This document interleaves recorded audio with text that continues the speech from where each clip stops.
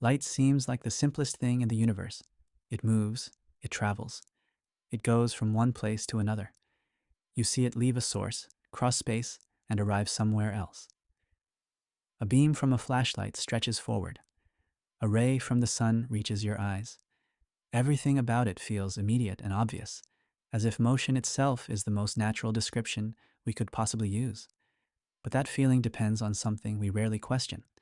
It depends on the idea that what we see is what is actually happening, that when light appears to move, it must be moving in the way we imagine, step by step, through space, carrying itself from one moment to the next. And for most things in everyday life, that assumption works well enough. Objects move, they follow paths, they exist somewhere at every moment in time. Light seems to fit into that picture, but only at first, because the deeper you look, the less clear that motion becomes. At the level where light is actually described, not by what it looks like, but by how it behaves in experiments, the idea of a single path starts to dissolve. Instead of one route, there are many. Instead of a definite position at every moment, there is a spread of possibilities. And instead of something unfolding step by step, there is a structure that connects the beginning and the end in a way that does not require a continuous journey in between. This is where the question begins to form. Not slowly, but all at once. What if light doesn't travel in the way we think? What if the motion we see is not the fundamental thing, but something that appears only after everything else has already been determined? Because if light takes every possible path, and if it does not experience time in the usual sense, then the idea of it moving from A to B becomes less obvious, less necessary, maybe even misleading, and that leads to something much harder to hold on to. What if the path is not something that exists first, and the motion follows, but something that only appears at the end? What if light never actually travels at all? If you hold on to the idea of motion just a little longer, you begin to notice something subtle but impossible to ignore. Everything about how we normally describe movement assumes that a path already exists. Something starts here, then it is somewhere in between, and finally it arrives there. Even if we don't know the exact route, we assume there is one, a continuous line through space, traced out over time. But when you try to apply that idea to light at a fundamental level, the picture begins to fracture. Because in the most accurate description we have, light is not assigned a single path as it moves. It is described by a structure that includes all possible paths at once, not one after another, not as options being tested over time, but as a complete set of possibilities that all contribute to the final outcome. And these possibilities are not independent. They interfere with each other, cancel out, reinforce, and shape what is ultimately observed. What remains is not the result of a journey that happens step by step, but the result of a pattern that only becomes visible when everything is taken into account at once. This is where the idea of a path starts to change. Instead of being something that exists continuously from start to finish, it becomes something that is only meaningful in relation to the outcome. The path you observe is not something that guided the motion. It is something that emerges when the system resolves into a single, consistent result. Before that, there is no single route to point to, only a structure that allows many possibilities to exist together without contradiction. And this has a strange consequence. It means that what we call the path of light is not something that exists independently of the interaction that reveals it. It is not there waiting to be discovered. It is part of the outcome itself. The moment light is detected, absorbed, or measured, the system resolves into one of the allowed configurations, and that configuration is what we interpret as the path that was taken. So when we imagine light traveling through space, moving step by step along a definite route, we are adding something that may not actually be there at the fundamental level. We are projecting a classical picture onto something that does not behave in a classical way. The motion we see is real in the sense that it appears and can be measured, but it may not be the underlying process that produces it. And once you let that possibility in, the question deepens. If the path is not something that exists before the outcome, and if the motion we see is something that emerges, rather than something that unfolds, then what is really connecting the beginning and the end? Because whatever that connection is, it does not seem to require a journey in the way we usually imagine. If the path is not something that exists beforehand, and if motion is not unfolding step by step, then something else has to be doing the work. Because there is still a connection between where light begins and where it ends. A source emits it, and somewhere else it is detected. That relationship is real, measurable, and consistent. The question is not whether the connection exists, but how it exists without requiring the kind of movement we're used to imagining. What begins to emerge is a very different picture. Not one where something travels through space, but one where the beginning and the end are part of a single structure. A structure that includes all the possible ways the system could connect those 2 points, and only allows the ones that remain consistent across the entire setup.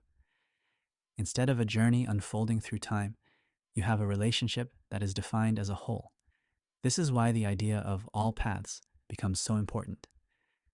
Not because light is physically splitting and exploring each option, but because the full structure includes every possibility at once. These possibilities are not separate events happening in parallel. They are contributions to a single description, and the way they combine determines what can exist as an outcome. The connection between emission and detection is shaped by all of them, even though only one result is ever observed. And this leads to something that feels almost backwards at first.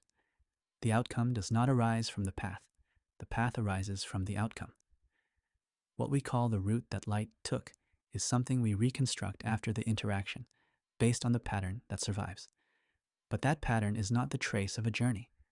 It is the result of a system that only allows certain configurations to exist without contradiction. So instead of thinking about light moving through space, you can think about the system as selecting a consistent connection between 2 events, not by choosing in time, not by evaluating options step by step, but by existing in a way where only certain relationships are possible. The beginning and the end are not linked by motion. They are linked by consistency. This is where the idea of travel begins to dissolve, because travel implies a sequence, a process, a progression through intermediate states. But if the connection is defined by the entire structure at once, then those intermediate states are not fundamental. They are part of how we describe the outcome, not part of how it comes into existence. And once you see that clearly, the original question shifts again. It is no longer about whether light moves quickly or slowly, or whether it follows one path or many. It becomes a deeper question about whether motion itself is the right way to think about what light is doing. Because if the connection between beginning and end does not require a journey, then what we are calling motion might not be what we think it is at all. Once the idea of a journey starts to dissolve, something even more subtle takes its place. Not a new mechanism, but a different way of understanding what motion actually is. Because motion, as we experience it, feels undeniable. You see light travel. You watch it move across space. You measure how long it takes to arrive. Everything about your senses tells you that motion is real. And it is real, in the sense that it appears consistently and can be measured with incredible precision. But that does not mean it is fundamental, because what we have been uncovering suggests something deeper. That motion may not be something that exists independently at every moment, but something that emerges when a system resolves into a specific outcome. A way of describing the connection between 2 events, rather than the mechanism that creates that connection. When light is emitted and later detected, we naturally fill in the space between those 2 points with a story, a continuous path, a smooth progression, something moving from here to there. That story is useful. It allows us to calculate, predict, and understand behavior at a level that matches our everyday experience. But at a more fundamental level, that story may not be what is actually happening, because the structure that determines the outcome does not need that story. It does not need a step-by-step unfolding through space. It only needs a set of possibilities that are consistent across the entire system. And from that set, one outcome appears, one connection becomes real, and what we call motion is the way we interpret that connection after the fact. This is why the behavior of light can feel so strange when we look closely. It does not behave like something that is constantly updating its position as it moves. It behaves like something that is defined by the relationship between where it begins and where it ends, with everything in between contributing as possibilities rather than as definite states. And this is where the idea of motion becomes less central. Not because it disappears, but because it is no longer the foundation. It becomes a description, a way of translating a deeper structure into something we can visualize and understand. So when you watch light move, you are not seeing the fundamental process that creates the outcome. You are seeing the appearance of that process, the surface layer that emerges when a connection has already been resolved into something definite. And that leads to a final, uncomfortable possibility. What if motion, the thing that feels most real, most immediate, most obvious, is not the thing that is actually doing the work? What if it is just the story we tell ourselves to make sense of something that does not need a story at all? In the next chapter, we're going to follow that idea to its limit. Because once you remove motion as the foundation, you are left with a picture of reality that feels unfamiliar, but also strangely consistent with everything we've seen so far. If motion is not the fundamental process, then what remains is something that feels almost impossible to picture at first. A reality where things are not built by movement through space, but by relationships that are already consistent across the entire system. Not objects traveling, but connections existing in a way that does not require a journey to make them real. This is difficult because everything in your experience tells you that movement is how things happen. Causes lead to effects, step by step, moment by moment. Something starts here, changes, moves, and eventually becomes something else somewhere else. That sequence feels like the foundation of reality itself. But what we've been uncovering suggests that this sequence might not be fundamental, but an emergent way of describing outcomes that have already been determined by deeper constraints. At the level where light behaves the way it does, what matters is not how something moves from A to B, but whether a consistent connection between A and B can exist at all. The system does not need to simulate a journey. It only needs to allow a configuration that satisfies all the conditions at once. If such a configuration exists, it becomes the outcome. If it does not, it never appears. This is why light always seems to take the right path, not because it found it by traveling, but because only certain connections between emission and detection can exist without contradiction. The outcome is not the result of movement, it is the result of consistency. And once that consistency is satisfied, the path we observe is simply the way we describe that result. In this picture, the beginning and the end are not connected by a sequence of events unfolding in time, but by a structure that includes all possibilities at once. The in-between does not need to be filled with a definite trajectory. It is part of the structure, not part of a journey. And what we interpret as motion is the way our minds reconstruct that structure after it resolves into a specific outcome. This does not mean that time and motion are illusions in the sense of being false. They are real at the level we experience them, but they may not be the deepest layer of what is happening. They may be the surface of something more fundamental, something that does not require movement to produce change. And this is where the idea becomes both unsettling and strangely simple. Light does not need to move to connect 2 points. It only needs a structure that allows that connection to exist. And that structure is defined by the rules that govern the system, not by a process unfolding through space. So what looks like movement might actually be something else entirely. Not a thing traveling, but a relationship appearing. Not a path being followed, but a pattern becoming visible. And once that pattern appears, we describe it as motion, because that is the language we have. But underneath that language, there may be something quieter, something that does not move at all, and yet produces everything that motion seems to explain. And in the next chapter, we're going to bring that idea back to something even more concrete. Because once you see that light may not need to travel, the question is no longer how it moves, but what it means for anything to happen at all. Once you let go of motion as the foundation, a deeper question naturally takes its place. If light doesn't truly travel in the way we imagine, then what is actually happening between emission and detection? because something still connects those two events. Something still ensures that when light is emitted, it later appears somewhere else in a way that follows precise and predictable rules. The key shift is this. Instead of asking how something moves, you begin to ask what configurations are allowed to exist. The system is not building an outcome step by step. It is constrained by a set of rules that only permit certain relationships between the beginning and the end. If a connection fits those rules, it appears as a real outcome. If it doesn't, it simply never becomes part of what we observe.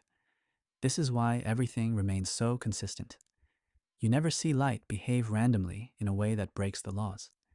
You never observe an outcome that doesn't fit the structure defined by the system. That's because the system doesn't generate possibilities freely and then filter them afterward. The filtering is built in from the start.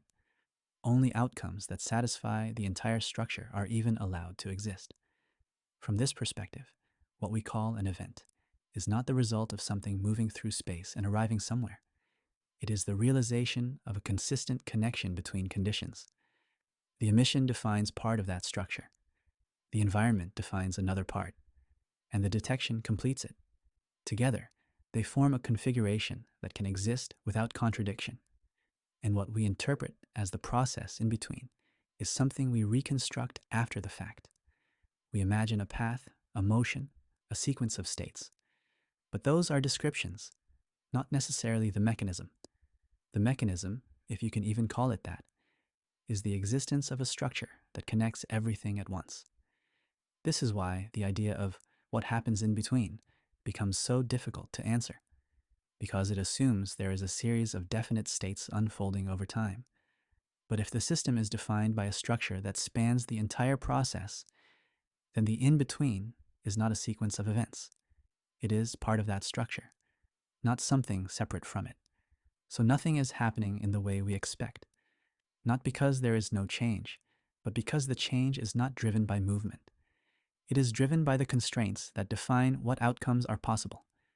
The system evolves, but it does so in terms of possibilities, not in terms of a single, definite story unfolding moment by moment. And once you see that clearly, the question changes again. It is no longer about how light moves, or even whether it moves at all. It becomes a question about what it means for anything to happen, when the underlying process does not require a journey through space. Because if events are not built from motion, but from allowed connections, then reality itself may not be what we thought it was. If events are not built step by step through motion, then something even stranger begins to take shape. The idea that the end of a process is not simply the result of everything that came before, but part of what defines the process from the very beginning. Not in a mystical sense, but in a structural one.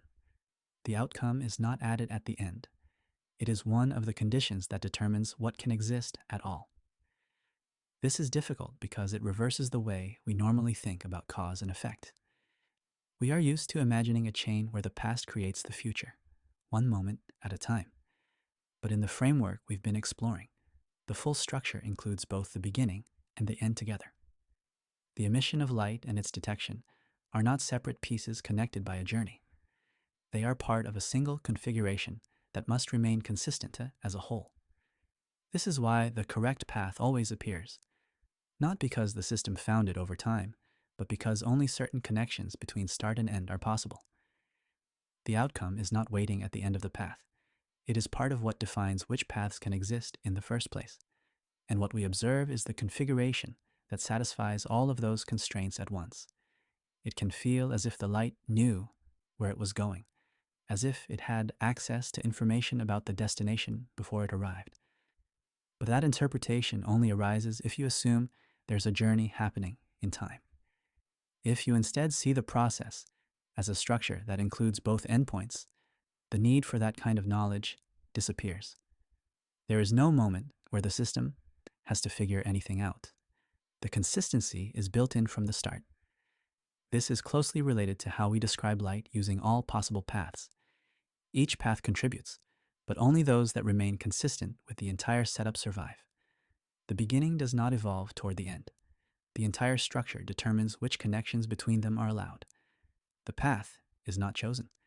It is the visible trace of a relationship that already fits. And this is where the idea of time begins to feel different. Instead of a sequence that builds reality step by step, it starts to look more like a way of ordering the outcomes we observe. The deeper structure does not need that sequence in order to exist. It only needs consistency across the whole. So when we say that light travels, we are describing the appearance of something that connects 2 points. But the connection itself does not require a journey in the way we imagine. It is defined by both points together, not created by moving from one to the other.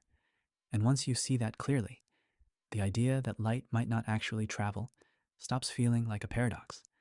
It starts to feel like a natural consequence of a deeper structure, one where the end is not something that happens later, but something that has always been part of what makes the process possible at all. If you bring all of this together and hold it still for a moment, a different kind of picture begins to form. Not one built from movement, not one where something travels through space step by step, but one where what matters is the relationship between where something begins and where it ends. A picture where the idea of a path is no longer fundamental, but something that appears only when we try to describe the result. In this picture, light is not a small object moving through empty space. It is part of a structure that connects emission and detection in a way that already satisfies all the rules.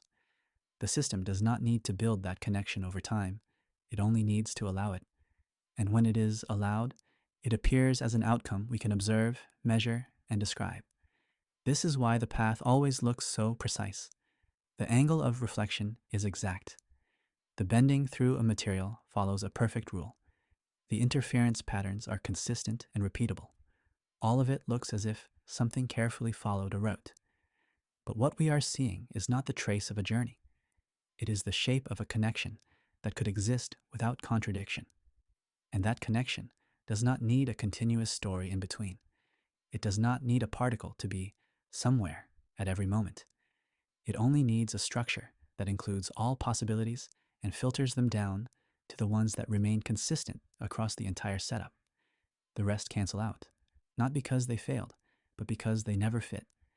This is where the idea of light traveling becomes a kind of shorthand, a way of translating a deeper structure into something we can imagine. It works well enough at our scale, where interactions are constant and outcomes appear continuous. But at the level where light reveals its true behavior, that shorthand begins to show its limits. What remains is quieter, but more exact. A system where outcomes are not produced by motion, but by consistency. Where the beginning and the end are not linked by a path, but by a structure that includes them both. And where the in-between is not a sequence of definite states, but a set of possibilities that only becomes real when the system resolves into one outcome. And once you see that clearly, the question we started with begins to settle into place. What if light never actually travels? Not as a claim that motion is an illusion in every sense, but as a recognition that motion may not be the thing that creates what we observe. Because if the connection does not require a journey, then the path we see is not something that was followed. It is something that appeared when everything else had already been determined. And that leaves you with a final, quiet shift. Not in what you see, but in how you understand it. Light still looks like it moves. It still behaves in ways that can be measured and predicted. But underneath that appearance, there may be something that does not move at all, and yet makes everything possible. One of the most famous facts about light is that it has a fixed speed. Not just fast, but the fastest possible speed. Nothing with mass can reach it, and nothing can exceed it. This idea is so deeply embedded in physics that it feels like a fundamental truth about motion itself. Light travels at this speed, always, no matter what. But if you step back into everything we've just explored, that statement starts to feel slightly out of place, because speed is a concept that only makes sense if something is actually moving through space over time. Speed is distance divided by time. It assumes a journey, a path, a sequence of positions unfolding moment by moment. So what does it mean to say that light has a speed, if light doesn't actually travel in the way we imagine? This is where relativity quietly enters the picture. According to relativity, as something moves faster, time slows down for it, not as an illusion, but as a real effect. And as you approach the speed of light, this slowing becomes more extreme, until, at the speed of light itself, something remarkable happens. Time, for light, does not pass at all. From our perspective, light can travel across a room, across a planet, across an entire galaxy. It can take seconds, years, or billions of years to reach its destination. But from the perspective of light, there is no passage of time between emission and detection. No duration, no in-between. And this is where the idea of motion begins to collapse completely. Because if there is no time experienced along the way, then there is no process of traveling, no sequence of states, no journey unfolding from one moment to the next. The beginning and the end are not separated by an experienced duration. They are directly connected. This doesn't mean that light teleports in the way we imagine, or that it breaks the rules of physics. It means that the concept of motion as something happening over time may not apply to light at all in the way we think. From our perspective, we measure a speed. We see a delay between emission and detection. But that is part of how we observe the system, not necessarily how the system exists at its deepest level. And once you combine this with everything we've said before, the idea becomes almost unavoidable. If light does not experience time, and if its behavior is defined by a structure that connects beginning and end, then the concept of traveling may not be fundamental. It may just be how it looks from the outside. If there is no experienced time for light, then the connection between where it begins and where it ends becomes something fundamentally different from what we are used to imagining. Not a journey that unfolds, not a process that takes place step by step, but a relationship that exists without needing to unfold at all. And that is where things start to feel less intuitive, because everything in your experience tells you that time is what makes events happen. From your perspective, time clearly passes. Light leaves a source, and only later does it arrive somewhere else. There is a measurable delay, and that delay is real. It can be calculated, predicted, and confirmed again and again. But that measurement belongs to your frame of reference. It describes how you observe the connection between two events, not necessarily how that connection is structured at its deepest level. Because at that level, the system does not need time to carry light from one place to another. It only needs a structure that allows a consistent relationship between emission and detection to exist. And that structure does not unfold in time in the way we imagine. It does not build itself moment by moment. It already contains everything required for the outcome to be possible. This is why the idea of a connection outside of time begins to make sense. Not outside in the sense of breaking physical laws, but outside in the sense that time is not the mechanism that creates the outcome. The system is not processing information over time, not evaluating paths, not updating its state step by step. It is defined by a set of constraints that apply across the entire process at once. And those constraints include both the beginning and the end. This is where it can start to feel as if the system knows the destination before it gets there. But that impression only arises because we are still imagining a journey. If you remove the idea of motion as something unfolding in time, there is no need for knowledge, no need for prediction. The outcome is not something that has to be reached. It is something that is already consistent with the full structure of the system. In that sense, emission and detection are not separate events linked by travel. They are two parts of a single configuration that must fit together without contradiction. The distance between them is something we measure, but it is not something that has to be crossed in the way we imagine. The connection does not need to move. It only needs to exist in a way that satisfies the rules. And this is where language begins to fail us. Words like before, after, and during assume that time is the framework in which everything happens. But if the connection itself does not depend on time in the usual way, then those words are only approximations. They describe how we experience events, not how those events are fundamentally related. So instead of imagining light traveling through time, you can begin to imagine a structure that simply connects 2 points in a way that is already complete. The delay we observe is part of our perspective, part of how we measure the relationship, but it may not reflect a process unfolding step by step. And once you see that clearly, the idea that light might not actually travel begins to feel less like a paradox and more like a natural consequence of a deeper structure, one where connections exist without needing a journey to make them real. Once you see how this works for light, it becomes harder to contain it as a special case. At first, it feels like light is the exception, something that behaves in a strange, almost paradoxical way. But the deeper you go, the more it begins to look like light is not the exception at all. It is simply the clearest place where the underlying structure becomes visible, because the same pattern appears elsewhere, just less obviously. At everyday scales, objects seem to have definite positions, clear paths, and continuous motion.